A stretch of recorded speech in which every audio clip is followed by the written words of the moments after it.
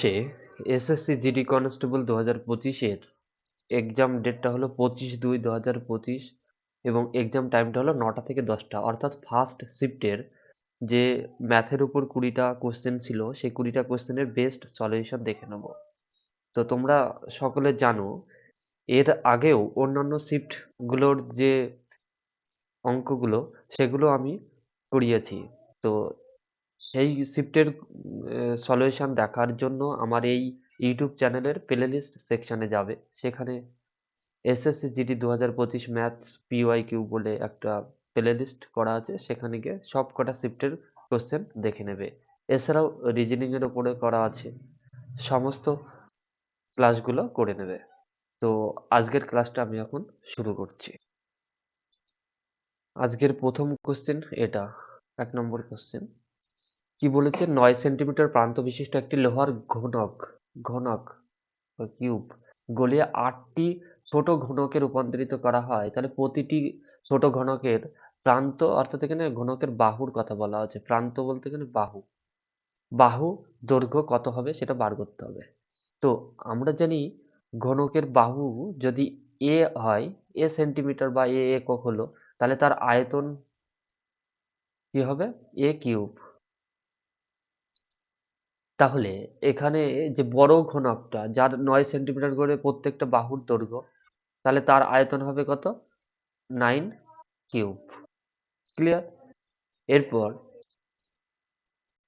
এই 9 কিউব বড় ঘনকটার আয়তন হলো, এবার এটাকে টোটাল 8টা ভাগ করা হয়েছে। তাহলে কি এই 9 কিউবকে আমরা কি করব? 8 দিয়ে 1 সেকেন্ড কালিটা একটু চেঞ্জ করে নিই।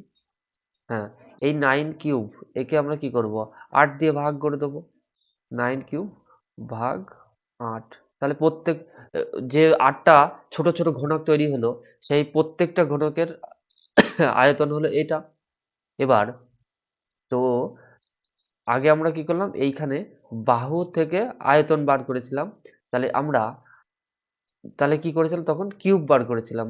আর যদি এই আয়তন থেকে আমরা বাহুতে যাই, তাহলে কি করব?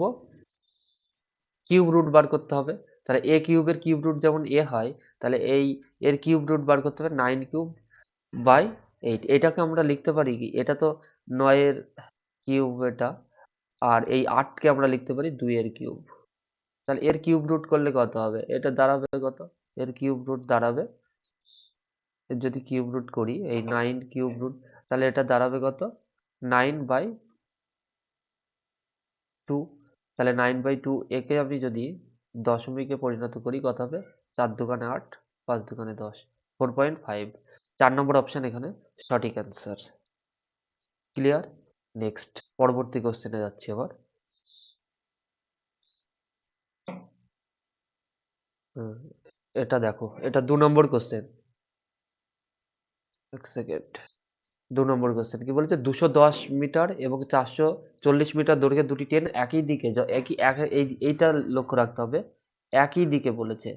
60 কিলোমিটার পার আওয়ার গতিবেগে আর 30 কিলোমিটার পার আওয়ার গতিবেগে চলছে। পিছন দিক থেকে আসা দ্রুতগামী ট্রেনটি অন্য ট্রেনটিকে সম্পূর্ণভাবে অতিক্রম করতে কত সময় নেবে সেটা মিনিটে চেয়েছে। সেটা বার করতে হবে। তাহলে এই যে দুজনের টোটাল দৈর্ঘ্য এটা কত সেটা বার করতে 210 আর 440 যোগ করলে কত হয়? 650। এবার এই 650 যে মিটার যে দৈর্ঘ্য সেটা অতিক্রম করবে এই দুজন সম্মিলিতভাবে।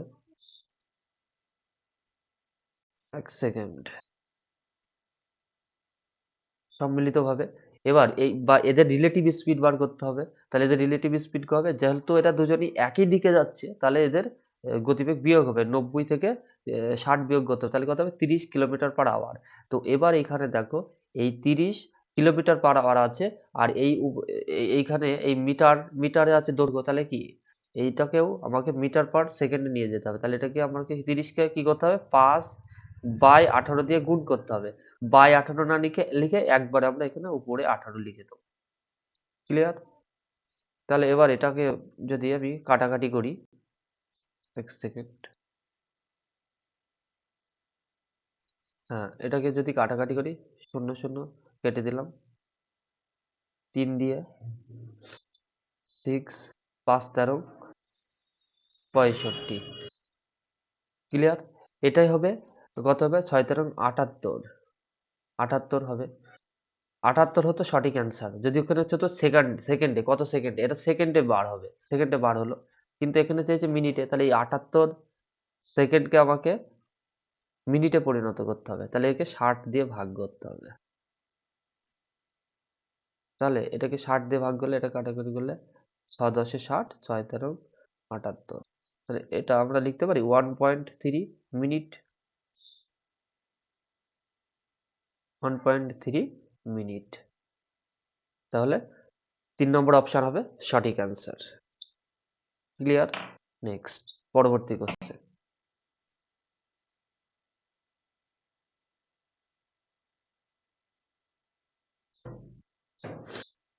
এবার 3 নম্বর কোশ্চেনটা দেখো কি বলেছে।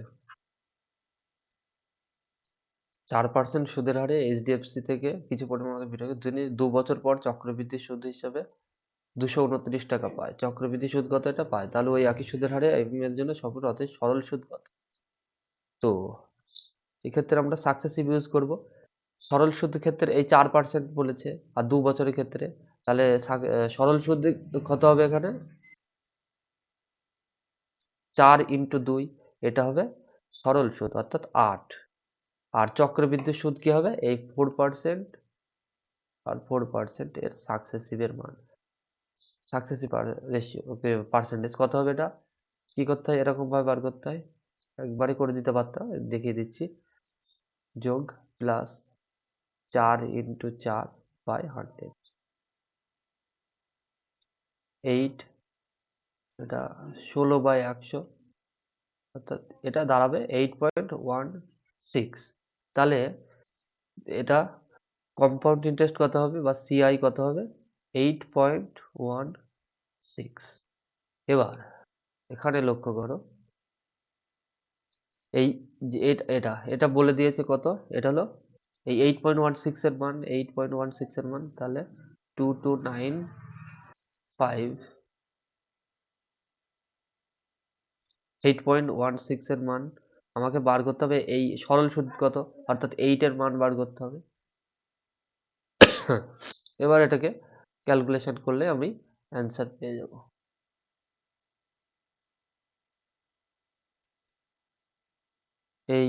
এইখানে দশমিকটা তোলার জন্য এখানে 100 চলে আসবে উপরে, আর এই দশমিকটা তোলার জন্য নিচে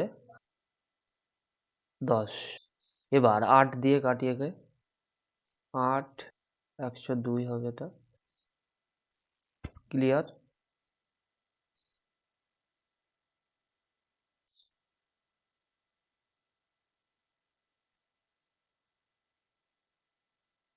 চার দিয়ে যদি কাটি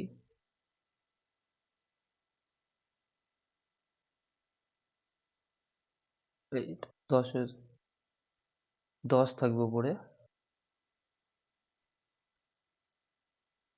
এটা 5 হবে। এটা 2 দিয়ে কাটছি, 5 দিয়ে 51 51।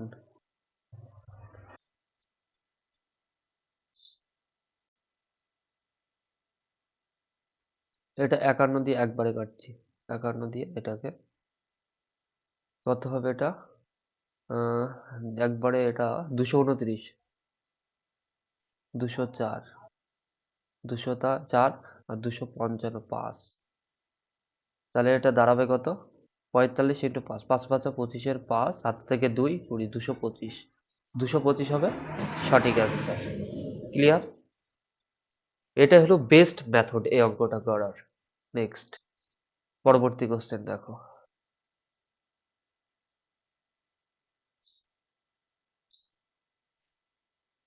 4 নম্বর কোশ্চেনটা দেখো কি বলেছে। একটি শ্রেণীর 28 জন শিক্ষার্থীর গড় বয়স বলেছে 40 বছর। যে 28 জন স্টুডেন্ট ছিল তাদের গড় বয়স দেওয়া আছে কত? 40 বছর। শিক্ষকের বয়স অন্তর্ভুক্ত হলে পুরো শ্রেণীর গড় বয়স দাঁড়ায় 41 বছর। মানে ওই যে 29 জন যখন হয়ে যাচ্ছে অর্থাৎ শিক্ষকের, এক সেকেন্ড একটু ভেঙে ভেঙে লিখে দিই এটা। অর্থাৎ এই 28 প্লাস 1 এদের 41 জন, 41 হয়ে যাচ্ছে। তাহলে এবার এটা শর্টকাটে করার একটা বেস্ট মেথড হলো, দেখো এখানে যখন এই 28 জন ছিল প্রত্যেকের বয়স 40 করে, গড়ে গড়ে 40 ছিল। তাহলে যখন ওই শিক্ষকটা এসছে তখন ওর নিজের বয়স তো ওনার নিজের বয়স তো 40 দিয়েই এসেছে। আবার এই এদের 28 জনেরই 1 বাড়িয়েছে। আবার নিজেকেও 1 বাড়িয়েছে। নিজেরটাও বাড়িয়েছে 1। তাহলে টোটাল বাড়িয়েছে কত? টোটাল 29 বাড়িয়েছে। 28 জনের 1 করে 28 বাড়িয়েছে আর নিজের বাড়িয়েছে 29। তাহলে টোটাল এখানে দাঁড়াচ্ছে কত? 69 হলো এই 69 ওনার বয়স।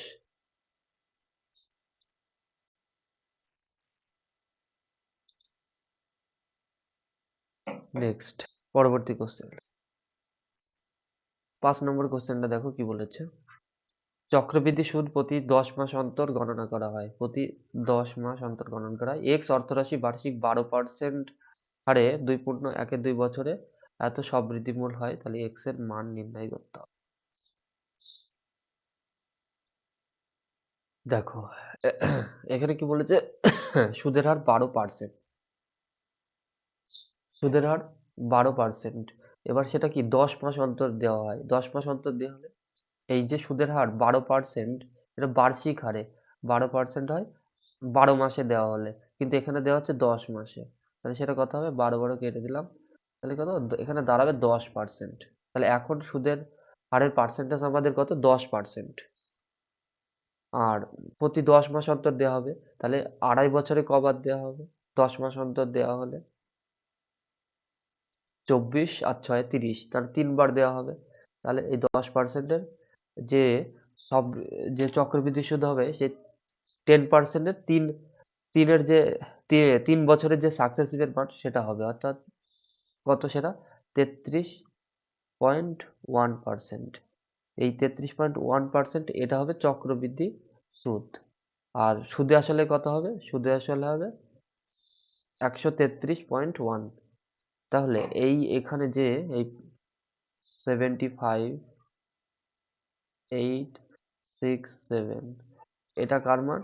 133.1 এর মান। এবার এখানে এক্স এর মান বার করতে বলেছে। এক্স অর্থ রাশি, অর্থাৎ এই 100 মান বার করতে বলেছে। ক্যালকুলেশন করলে অ্যান্সার পেয়ে যাব। এই দশমিকটা তুলে দেওয়া, তার জন্য এখানে একটা শূন্য পেয়ে যাব। আর এটা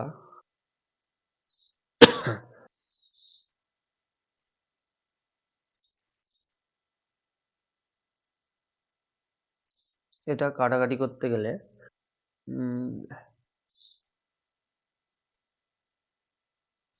11 দিয়ে তো যাবে, ছোট ছোট করে কাটি একবারে। এটা কত? 57 যাবে একবারে।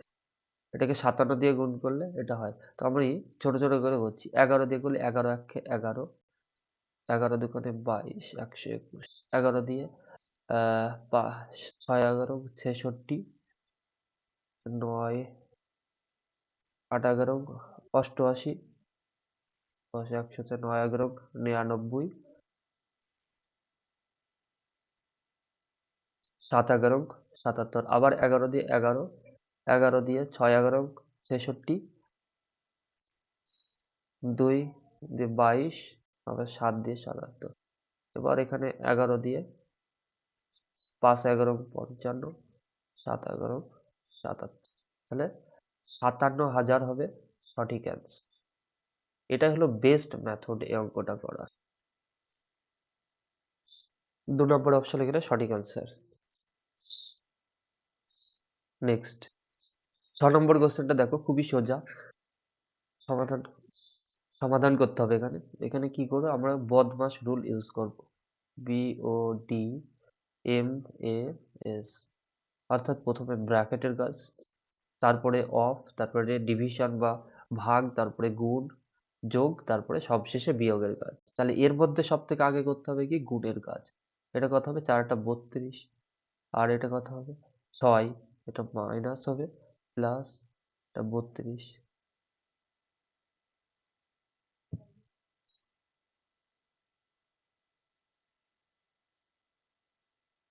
এক সেকেন্ড, কি হয়েছে এখানে? প্লাস,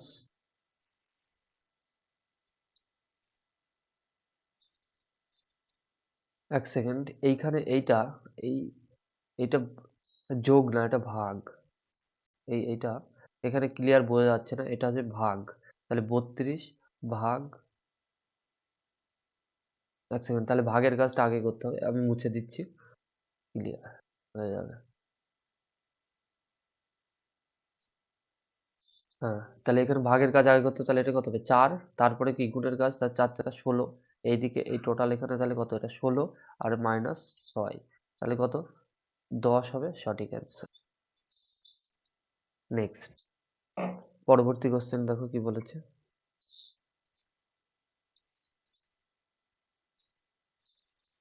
7 নম্বর কোশ্চেনটা দেখো।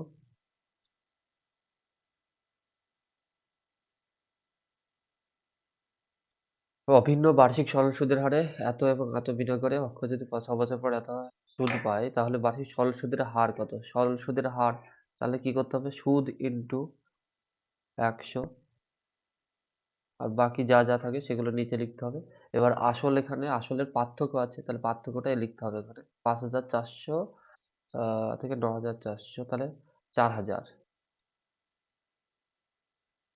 ইনটু 6 বছর। এবার এটা কাটাকাটি করলে অ্যান্সার হয়ে যাবে, একটা দুটো তিনটে, তিনটে শূন্য কেটে দেবো, 6 দিয়ে 12, 4 দিয়ে 3, তাহলে 3 হবে সঠিক অ্যান্সার। নেক্সট,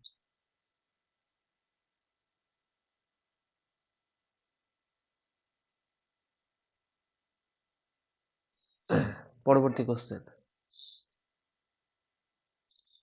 এ এবং বি এর বেতন সি এর বেতনের চেয়ে যথাক্রমে 40% এবং 70% বেশি। এখানে কে কে আছে, এ আছে, বি আছে, আর সি আছে। এই সি এর বেতন যদি 100 টাকা, 100 হয়, তাহলে এ এবং বি এর বেতন, এ এর বেতন বলেছে 40% বেশি, তাহলে এটা কত হবে 140, আর বি এর হবে 170। বি এর বেতন এ এর বেতনের যে বেতনের বি এর বেতন এবং এ এর বেতনের অনুপাত কত, তাহলে কি হবে, এই 170 ইস টু 140, এই শূন্য শূন্য কেটে দেবো, কত হবে 17 ইস টু 14 হবে সঠিক অ্যান্সার। খুবই সোজা। নেক্সট, 9 নম্বর কোশ্চেনটা দেখো এবার।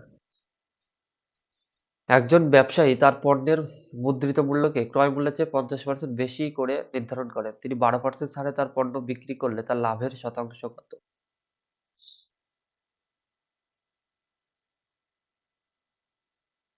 তো ধরো এখানে কি একটা সিপি ক্রয় মূল্য, তারপরে এমপি, তারপরে এসপি অর্থাৎ বিক্রয় মূল্য। কি বলেছে,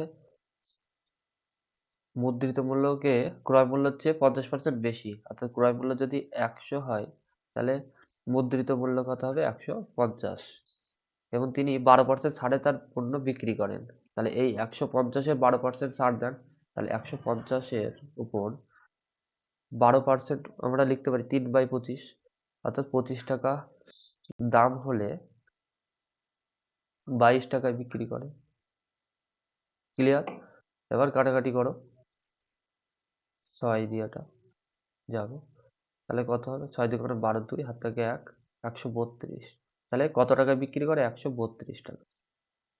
হ্যাঁ, এবার এখান থেকে তুমি বলো, একটা জিনিস 100 টাকায় কিনে বিক্রি করছে 132 টাকা, তাহলে লাভ কত হবে, 32%, 32% লাভ হবে। 100-র উপরে তো হচ্ছে, 132 টাকা বিক্রি করছে। নেক্সট,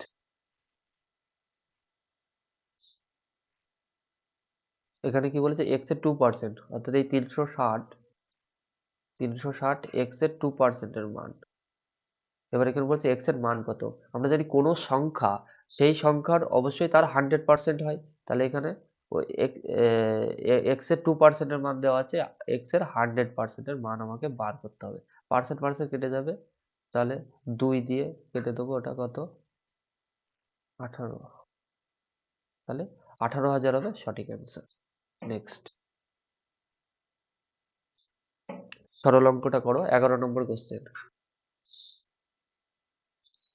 সব থেকে প্রথম ব্র্যাকেটের কাজ আগে করতে হবে। তাহলে এখানে কি হবে, এই প্লাস আছে কি 6 আছে 12 হয়, 12 থেকে 4 বিয়োগ করলে 8, তাহলে এখানে প্লাস 8 থাকলো, তাহলে এখানে -2, এদিকে +2, 5 5 আর দিকে -3 হবে সঠিক অ্যান্সার।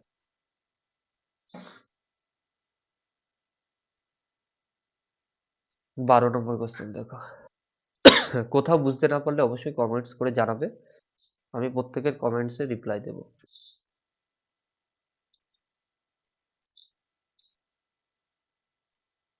12টি চেয়ার এবং 6টি টেবিল 12,600 টাকা দিয়ে কেনা হয়েছে।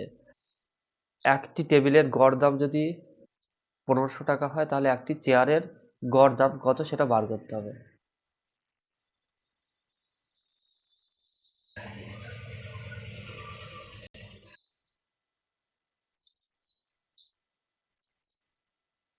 এখানে দেখো টেবিলের গড় দাম দেওয়া আছে 1500 টাকা, তাহলে টেবিলের টোটাল 6টা টেবিলের টোটাল দাম কত? 6টা টেবিলের টোটাল দাম এই 15,000 ইন্টু 6, 90,000, তাহলে হ্যাঁ 90,000। আর এখানে টোটাল দাম 12টি চেয়ার এবং 6টি টেবিলের টোটাল দাম দেওয়া আছে কত? 12,000, 12,000 12,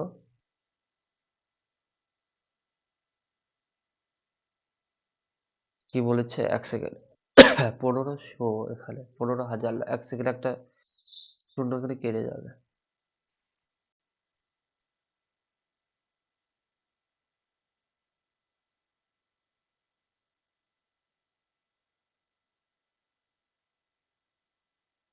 এটা কত? 1500,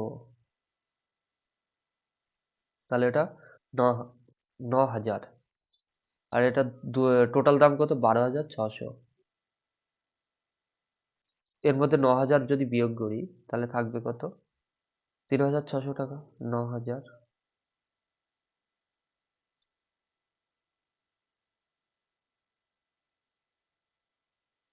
হুম, তাহলে 3,600 টাকা হচ্ছে ওই 12টা চেয়ারের দাম, 12টা চেয়ারের টোটাল দাম। তাহলে গড় দাম কত হবে 12টা চেয়ারের? এই 3600 বাই 12, কাটাকাটি করলে কত? 3 দিয়ে 300, 300 হবে সঠিক অ্যান্সার। 4 নম্বর কোশ্চেনটা একদম সঠিক অ্যান্সার, এই চার 4 নম্বর অপশনটা। 13 নম্বর কোশ্চেনটা দেখো কি বলেছে। রাকেশ 150টি চেয়ার বিক্রি করেছে, 75টি চেয়ারের বিক্রয় মূল্যে সমান লাভ করেছে, তার শতকরা লাভ কত সেটা বার করতে হবে। খুবই সোজা এরকম অঙ্ক, এটা আমি দুটো টাইপ এ করে দেখাবো। তো একটা বেসিক মেথড আর একটা শর্টকাট। দেখো এখানে কি হচ্ছে, 150টি চেয়ার বিক্রি করেছে, তাহলে কি তাকে 150টি চেয়ার তো কিনতে হয়েছিল, 150টি চেয়ার কিনে 150টি চেয়ার বিক্রি করেছে। আমরা ধরে নিলাম প্রত্যেকটা চেয়ারের ক্রয় মূল্য এটা যেটা হবে, তাহলে 150টি চেয়ারের ক্রয় মূল্য কত হবে? 150, আর 150টি চেয়ারের বিক্রয় মূল্য 150 এসপি, আর 75টি চেয়ারের বলেছে 75টি চেয়ারের যে বিক্রয় মূল্য, 75টি চেয়ারের বিক্রয় মূল্য, তাহলে 75 যে এসপি, এটা কি, এটা বলেছে লাভ, এটা প্রফিট, এটা প্রফিট। তাহলে আমরা প্রফিট কিভাবে বার করি? এই যে বিক্রয় মূল্য থেকে ক্রয় মূল্য বিয়োগ করি, অর্থাৎ 150 থেকে এসপি, 150 এসপি মাইনাস 150 সিপি বিয়োগ করব, এক সেকেন্ড, দিয়ে যেটা হবে সেটাই তো এই প্রফিট, এখানে ওই 75 এসপি হবে। তো এই যে, এক সেকেন্ড কালিটা চেঞ্জ করে নিই, এই যে আমরা সমীকরণ পাবো, এখান থেকেই আমরা সিপিএসপির রেশিও বার করে নিতে পারবো। তাহলে এখানে আমরা এই 150 কমন নিতে পারি, তাহলে পড়ে থাকবে SP minus CP 75 SP. Clear? কাটাকাটি করলাম, 2 দিয়ে যাবে আর ওখানে 1, তাহলে এখানে কি পড়ে থাকলো 2 SP minus 2cp equal to sp।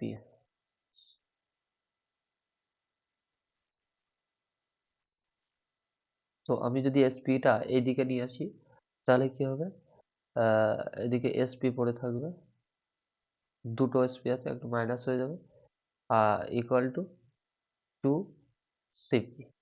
তাহলে এখান থেকে আমি সিপি এসপি রেশিও পাবো, সিপি বাই এসপি কি হবে, যেটা সিপির মানটা বার করব, তাহলে এটা কত হবে, 1 হবে, যার সঙ্গে যার যেটা থাকে না সেটাই হয় তার মান। এখানে এই 2 কার সঙ্গে আছে, সিপির সঙ্গে আছে, তার 2 হবে এসপির মান, তাহলে এখানে কত হবে 2 এইটা। তাহলে এটা সিপি এসপি অর্থাৎ ক্রয় মূল্য বিক্রয় মূল্য অনুপাত 1:2। তাহলে এখানে লাভের শতকরা বার করতে বলেছে, লাভের শতকরা। তাহলে একটা জিনিস 1 টাকা কিনে 2 টাকা বেচলে তাহলে লাভ হচ্ছে কত, 100% লাভ হচ্ছে। 1 টাকা লাভ হচ্ছে, 1 টাকার উপর 100 কত, 100 দিয়ে গুণ করলেই পেয়ে যাবো কত, 100%। তাহলে 2 নম্বর অপশন এখানে সঠিক অ্যান্সার। এটা হলো বেসিক মেথড, এটা হলো মেথড নাম্বার 1। এই অঙ্কটা যদি আমি শর্টকাটে তোমাদের করে দেখাই তাহলে কিভাবে করব দেখাচ্ছি। তো দেখো, এই ক্ষেত্রে কি করব, এই যে 75টা চেয়ারের বিক্রয় মূল্যের সমান লাভ বলেছে, তাহলে আমরা কি করব, এখানে এই 75 এটা হবে কি, এটা হলো প্রফিট বা লাভ 75। আর যেহেতু বিক্রয় মূল্যের সমান বলেছে, যে এখানে যেটা থাকবে, এখানে যদি ক্রয় মূল্য থাকতো তাহলে এই 150টা আমরা ক্রয় মূল্য ধরতাম। এখানে যেহেতু বিক্রয় মূল্যের সমান বলেছে তাহলে এই 150 এটা হবে এসপি, 150 হবে এসপি। আর এবার এখান থেকে দেখো, একটা জিনিস তুমি 150 টাকা বেচে 75 টাকা লাভ করেছো, তাহলে তুমি জিনিসটা কিনেছিলে কত, এখান থেকে আমরা সিপি বার করে নিতে পারবো। তাহলে সিপি কত হবে, সিপি হবে 75। ক্লিয়ার? এবার এখান থেকে তুমি প্রফিট বা লাভ বার করে নিতে পারবা। একটা জিনিস তুমি 75 টাকা কিনে 75 টাকা লাভ করেছো, তাহলে 100 কত লাভ করেছো, 100% লাভ করেছো। তাহলে এটা হবে 2 নম্বর অপশন হবে সঠিক অ্যান্সার। এই দুরকম ভাবেই করা যাবে। এটা হলো শর্টকাট মেথড। ক্লিয়ার? নেক্সট পরবর্তী কোশ্চেন। 14 নম্বর কোশ্চেনটা দেখো এবার কি বলেছে। 15টি বল 1220 বিক্রি করলে 5টি বলের ক্রয় মূল্যের সমান ক্ষতি হয়। একটি বলের ক্রয় মূল্য কত? তো দেখো, 15টি বল 1220 বিক্রি করলে 5টি বলের ক্রয় মূল্যের সমান ক্ষতি হয়। তো এটাও সেই সেম ওই একই টাইপের অঙ্ক দুটোই দিয়ে দিয়েছে। তাহলে দেখো, এটা আমি শর্টকাট মেথডটাই করে দেখাবো। তাহলে এখানে কি বলেছে, 5টি বলের ক্রয় মূল্যের সমান। তাহলে এখানে এই 5, এখানে ক্ষতি এটা, তাহলে এখানে ক্ষতি বা লস কত, এখানে 5। এবার এখানে যেহেতু ক্রয় মূল্যের সমান বলেছে, তাহলে এই 15 হবে কি, 15 হবে এখানে সিপি, ক্রয় মূল্য 15। তাহলে তুমি একটা জিনিস 15 টাকায় কিনে 5 টাকা লস করেছো, তাহলে বেচেছিলে কত, বিক্রি করেছিলে কত, বিক্রি করেছিলে 10 টাকায়। ক্লিয়ার? 10 টাকা বিক্রি করেছিলে। তাহলে এবার এখানে দেখো, এই 1220 এটা কি, এখানে এই বিক্রয় মূল্যের মান দেওয়া আছে 10, বলেছে 1220 বিক্রি করে, তাহলে এটা বিক্রয় মূল্যের মান দেওয়া আছে। এবার বলেছে একটি বলের ক্রয় মূল্য বার করতে হবে। এবার এইখানে আমাদের এই 15 এটা কি ক্রয় মূল্য কার, এই 15 যে ক্রয় মূল্য এটা হলো 15টি বলের তা ক্রয় মূল্য। তাহলে এটা 15 দিয়ে গুণ করে দিলে আমরা 15টি বলের, এই যে টোটাল 15টি বল, সেটার ক্রয় মূল্য পেয়ে যাব। তো আমাকে বলেছে একটি বলের, তাহলে কি আমাকে এই 15 দিয়ে ভাগ করতে হবে, এটাকে এই টোটালটাকে 15 দিয়ে ভাগ করতে হবে। তাহলে এখানে কাটাকাটি করি,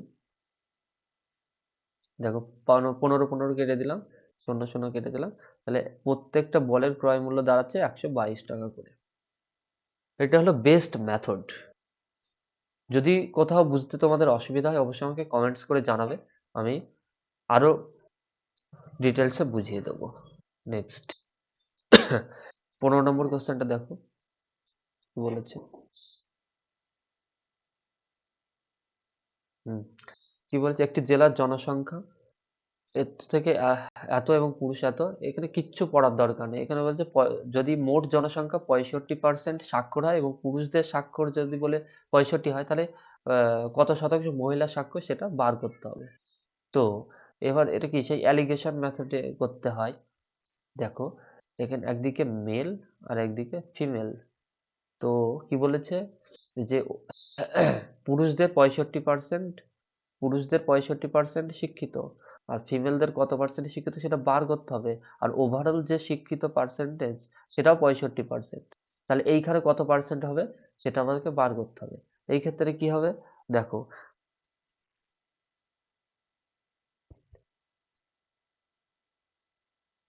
দেখো এইখানে যদি পুরুষদের যদি পার্সেন্টেজ 65% হয় আর ওভারঅলের যদি 65% হয়, তাহলে অবশ্যই ফিমেলদের পার্সেন্টেজ, শিক্ষিত পার্সেন্টেজও আমাকে 65%ই হতে হবে। ক্লিয়ার? তবেই এখানে ওভারঅল পার্সেন্টেজ 65% দাঁড়াবে। ক্লিয়ার? নেক্সট, এইখানে এই যে সংখ্যাগুলো এইগুলো দেওয়া আছে, এত বড় বড় সংখ্যা, এগুলো তোমাকে কনফিউজ করার জন্য দেওয়া আছে।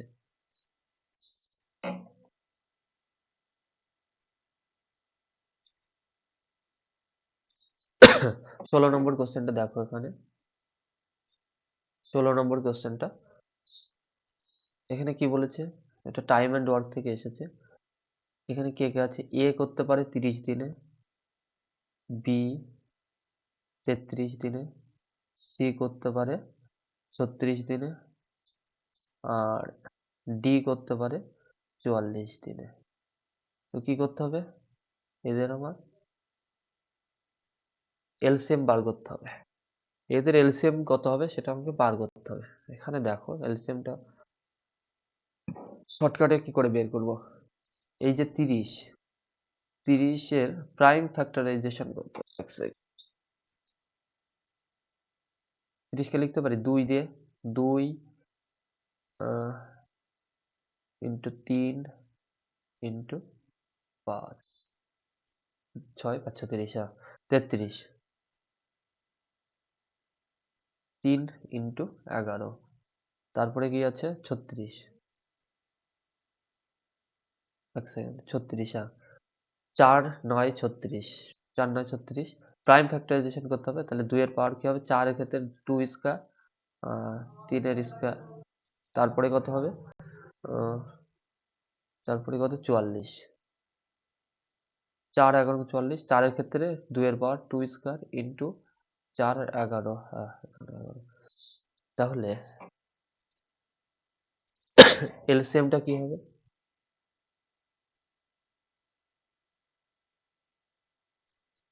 এদের এলসিএমটা হবে সব থেকে বেশি পাওয়ার যেটা আছে এখানে, সব থেকে 2 এর বেশি পাওয়ার 2, তারপরে 3 এর 2, আর কি কি আছে 2 3 5 আছে, আর 11 আছে। তাহলে এখানে দাঁড়াচ্ছে কত, এদিকে 4 আর দিকে 9, 4 9 36, 36 আর 55 গুণ করলে কত হয় 1980। তা 1980 হবে এদের এলসিএম। এই অঙ্কটা একটু বড় হবে, কিন্তু ধৈর্য ধৈর্য ধরে করতে হবে।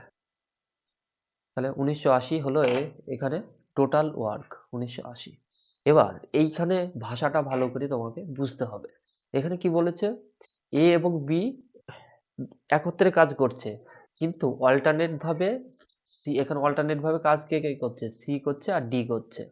তো দুদিন দুদিন সি আসবে এদের সাহায্য করতে এ আর বি কে, আবার তারপরে দুদিন কাজ হয়ে যাওয়ার পর আবার দুদিন পর আসবে কি ডি আসবে এদের দুজনকে সাহায্য করে। ঠিক আছে? এর আগে আমরা এদের এফিসিয়েন্সি বার করে নেবো কাজের। এটা কত হবে, 66 হবে, আর এটা 60 হবে, 36, 55,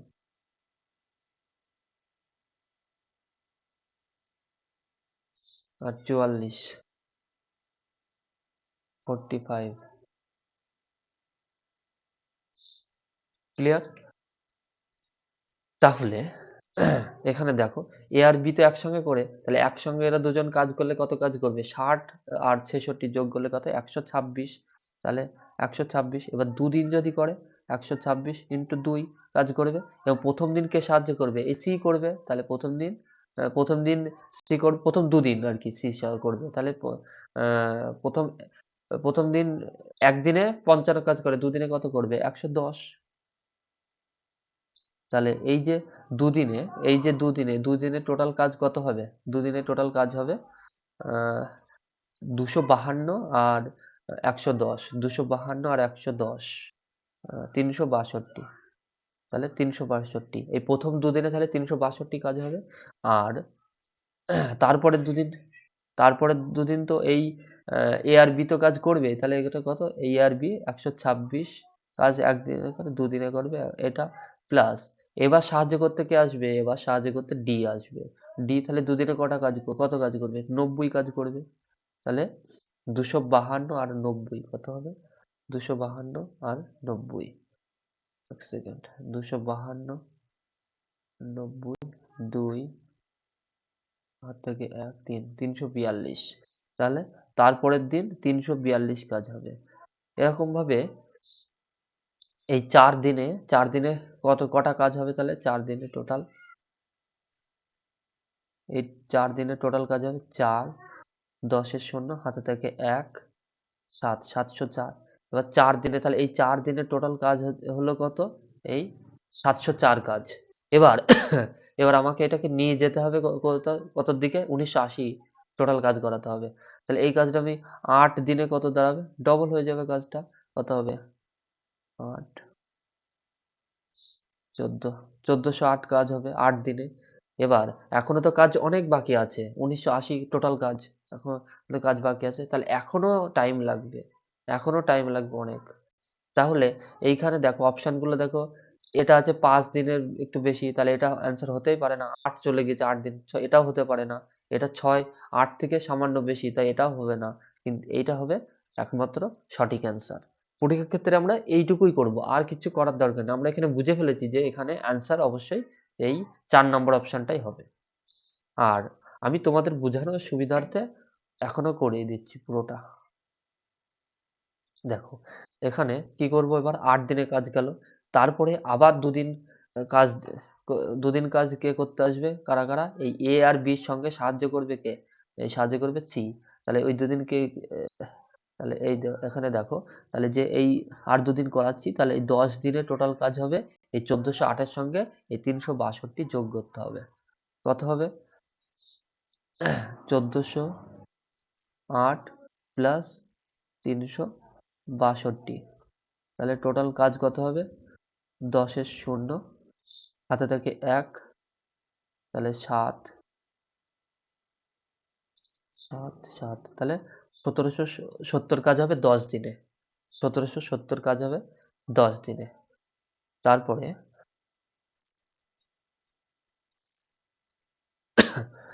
এরপর নেক্সট কাজ করতে কে আসবে? এবার এ আর বির সঙ্গে তো সি সাহায্য করলো। এরপর দেখো এখানে আর দুদিন কাজ দিলে 1770 প্রায় কাছে চলে গিয়েছে, তাহলে আর দুদিন কাজ দিলে হবে না। এবার একদিন এক্সট্রা কাজ দিতে হবে, অর্থাৎ 11 দিনে। আর 11 দিন কাজ করলে এরপর কাজ করতে আসবে কে? কে এই এ আর বি তো কাজ করবেই, সঙ্গে কে কাজ করতে আসবে? ডি আসবে। তাহলে এ আর বি একদিনে দুজন মিলে 126 কাজ করে, 126, দুজন মিলে এ আর বি মিলে 126, আর এই 45, এই ডি সাহায্য করলে 45 কাজ করবে। তাহলে এটা কত কাজ করে? 11 এর 1, হাতে থেকে 1, 7, 171 কাজ করে। তাহলে 11 দিনে আর কি হবে? 171 যোগ হয়ে যাবে, এই 1770 যোগ 171 যোগ করলে কত কাজ হবে? 1 হবে, 14 4, হাতে থাকে 1, হাতে থেকে 1, তাহলে 18, 1841। তাহলে 11 দিনে 1841 কাজ হয়ে যায়। আর বাকি কাজ থাকবে আর কত? 39 কাজ বাকি থাকবে। এই যে 39 কাজ বাকি থাকবে, এই 39 কাজ আবার কে? ওরা দুদিন মানে ডি দুদিন করে সাহায্য করে। ডি প্রথম দিন সাহায্য করে 171 কাজ করেছে। আর পরের দিন তো আবার কাজ করবে। তাহলে এই এই ডি ওই একদিনে তো 171 কাজ করতে পারে, কিন্তু কাজ আর বাকি আছে মাত্র 39। তাহলে কতটুকু টাইম লাগবে ডির সেটা বার করতে হবে, ডি আর এ বির মিলে। তাহলে এটা 171 দিয়ে ভাগ করে দিতে হবে। তাহলে এটা কাটাকাটি যাবে, এটা দেখো 3 দিয়ে, 3 তেরো 39 আর 3 57 171। তাহলে এবার এটা অ্যান্সার হবে কত? অ্যান্সার হবে 11, টোটাল টাইম তাহলে অ্যান্সার কত হবে? 11 পূর্ণ 13/57। এটা হবে অ্যাকুরেট অ্যান্সার। 4 নম্বর অপশন এখানে সঠিক অ্যান্সার। এরকম ভাবে করতে হবে অঙ্কটা। একটু বড় হয়ে যাবে, কিন্তু পরীক্ষার ক্ষেত্রে আমাদের এতটুকু করার কোনো দরকার নেই। আমরা 8 হয়ে গেলে তখন বুঝতে পারবো যে এখনো 8 এর থেকে বড়, 8 দিনের থেকে বেশি অ্যান্সার হবে অনেক। তাহলে সেটা 11ই আছে একমাত্র অপশন, সে তো 11ই হতো সঠিক অ্যান্সার। ক্লিয়ার? নেক্সট 17 নম্বর কোশ্চেনটা দেখো এবার কি বলেছে। 24 কিলোমিটার দূরত্ব 2 ঘন্টা 45 মিনিটে 24 মিনিটে অতিক্রম করার সিদ্ধান্ত নেয়। পরবর্তীতে সে মোট দূরত্বের 1/3 8 কিলোমিটার গতিতে এবং বাকি দূরত্ব ভিন্ন গতিতে অতিক্রম করার সিদ্ধান্ত নেয়।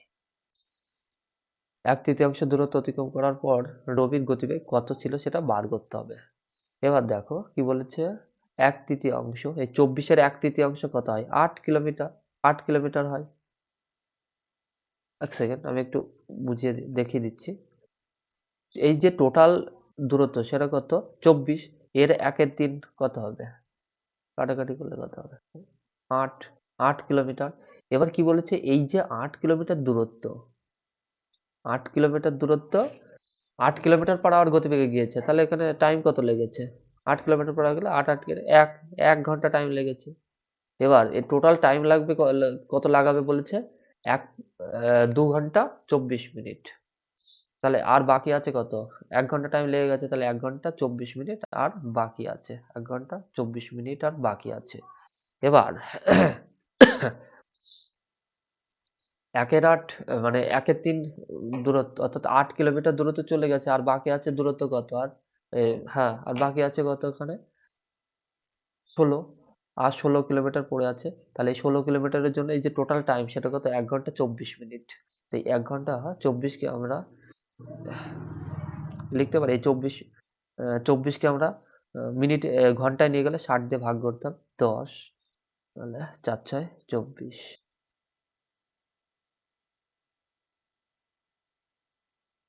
5,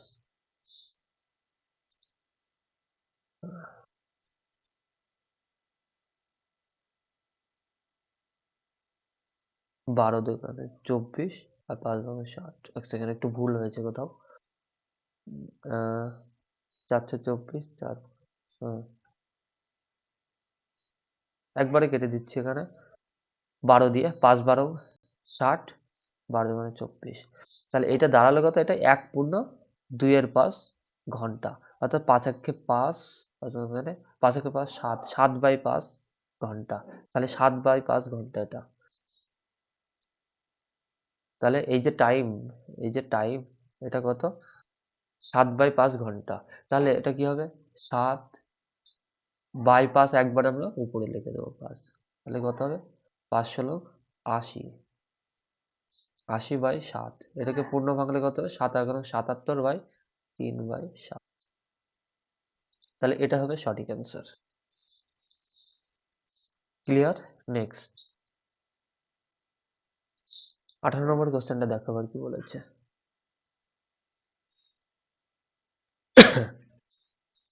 এই কোশ্চেনটার আমি বেস্ট সলিউশন দেখিয়ে দেবো এখানে। কি বলেছে? শিক্ষার্থীদের সংখ্যা কত বলেছে? এখন প্রথমে ছিল 5:4:7, আর পরে হয়েছে কত?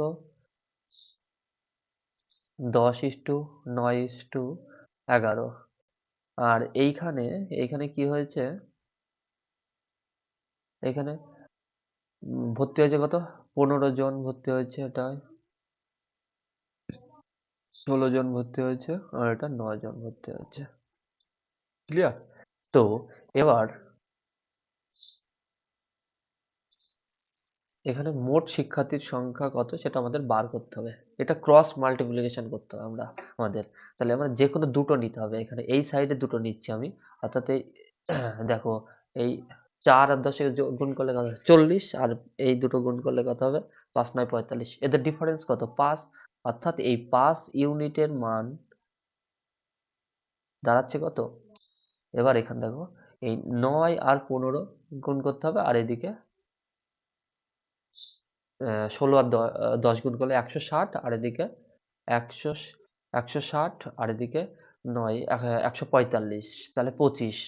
তাহলে 5 ইউনিটের মান 25, তাহলে 1 ইউনিটের মান কত? 1 ইউনিটের মান 5। ক্লিয়ার? এটুকু ক্লিয়ার? এবার এইখানে লক্ষ্য করে দেখো, তাহলে প্রথমে এই যে স্টুডেন্টদের রেশিও সেটা ছিল কি 5:4:7, তাহলে এদের টোটাল কত হয়? টোটাল কত? 9, 16, তাহলে 16, তাহলে একের মান যদি 5 হয় তাহলে 16র মান কত? 16র মান হলো 16র মান 5 16 80, 80। তাহলে কি প্রথমে শিক্ষার্থীদের যে সংখ্যা সেটা ছিল 80, এবার এরপরে তো যুক্ত হয়েছে শিক্ষার্থী, 15 জন যুক্ত হয়েছে, এখানে 16 জন আর এখানে 9 জন, অর্থাৎ টোটাল যোগ হয়েছে কত? 9 আর 25 25, 40। তাহলে এর সঙ্গে 40, তাহলে পরবর্তীতে যে শিক্ষার্থীদের যে সংখ্যা সেটা কত হবে? এই 80 প্লাস 40, অর্থাৎ 120। 120 হবে এখানে সঠিক অ্যান্সার। এটা হলো বেস্ট মেথড এই অঙ্কটা করার। এবার এইখানে দেখো, আমরা এইখানে এই দুটো নিয়ে করেছি, এই দুটো। আবার এইদিকে আমরা এটা না করে আবার কালিটা চেঞ্জ করে নিই। এরকম ভাবে এই দুটো, এই দিকের এই সাইডের দুটো নিয়েও করতে পারতাম, যেটা তোমাদের সুবিধা সেটা নিয়ে করলেই হবে। নেক্সট 19 নম্বর কোশ্চেনটা দেখো কি বলেছে। তো ব্র্যাকেটের কাজগুলো আগে করতে হবে। 6 থেকে 5 বিয়োগ করলে 1 হয়, তাহলে 1 আর 1 কেটে যাবে, তাহলে এখানে 14 পড়ে থাকবে শুধু। 7 8 56, 7 আর 14 কত হয়? 21 হয়, আর এদিকে 4 9 36, তাহলে 4 আর 21 গুণ করলে হবে 84। ক্লিয়ার? নেক্সট 20 নম্বর কোশ্চেন, এটাই আজকের লাস্ট কোশ্চেন। দেখো, প্রথমে ফার্স্ট ব্র্যাকেটের কাজ করব। 6 থেকে 5, 1 হয়, 1, 1 আর 2 গুণ 1 আর 6 একে 1 আর 2 গুণ করলে 2, তাহলে এখানে 6 দিয়ে 12, 12, তাহলে এটা 0 দাঁড়াচ্ছে, 0, তাহলে এটাও তো 0 হয়ে যাবে, তাহলে 0, তাহলে 2 22, এখানে 22, আর এদিকে 22, 22, তাহলে এটা 79 মাইনাস 220 প্লাস 20, তাহলে কত?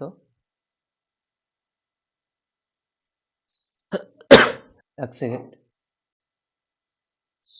এইখানটা কি বলেছে? এইখানে তাহলে 1 থাকবে, 1, আর এটা গুণ, তাহলে 2 মাইনাস 12, তাহলে এখানে তো 0 হয়ে গেল, 0, 0, তাহলে এখানে 0, তাহলে 2, তাহলে আলটিমেটলি এখানে 2 থাকলো, 2, তাহলে 22, তাহলে 220।